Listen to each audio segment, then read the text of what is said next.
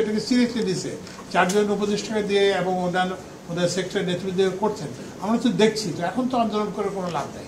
সবাইকে বলবো যে এই পরিস্থিতিটা আর যাতে না হয়। আমরা তো এটা দেখতেছি, কারণ আমাদের তো একটা সময় দিতে হবে। আমি তো বলতে পারবো না যে যে আমি এই দাবিটা মেনে, কারণ এখানে কি এই জিনিসটা হচ্ছে যে আপনি যেই একটা দাবি গ্রহণ করলে একদল খুশি হবে, আরেকটা দাবি গ্রহণ করলে আরেক দল খুশি হবে। তো আমাদের তো একটা বিবেচনা আনতে হবে, তো যে কীভাবে এই জিনিসটাকে আমরা তো একটা সেতু করতে হবে, একটা ব্রিজ করতে হবে। এখানে তো ডিফারেন্স অফ ওপিনিয়ন আছে, একদিকে 3 দফা আছে, একদিকে 7 দফা আছে।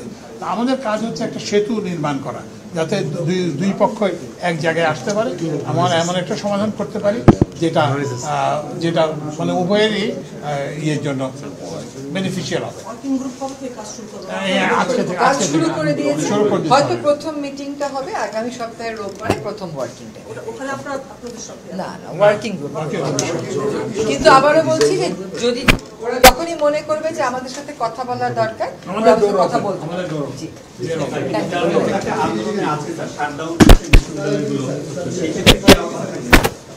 সেটা না, ওইটার ব্যাপারে যে আমরা তো বললাম যে এখন তো আমরা তো এটা কোনো প্রয়োজন দেখি না। ওখানে বিশ্ববিদ্যালয়গুলো যে শাটডাউন আছে, ওখানে ভাইস চ্যান্সেলর সাহেবরা আছে, তো ভাইস চ্যান্সেলর সাহেবরা তো এগুলো দেখবেন, প্রতিষ্ঠানের প্রধানরা দেখবেন, সংস্থা প্রধানরা দেখবেন। যেমন আমার একটু আগে আমি নেস্কোর সাথে, নেস্কোর যে ম্যানেজার তার সঙ্গে কথা বললাম। এখানে তো সংস্থা প্রধানের দায়িত্ব আছে, আমাদের তো 4 সদস্যের উপদেষ্টা কমিটি তার সবকিছু করতে হবে।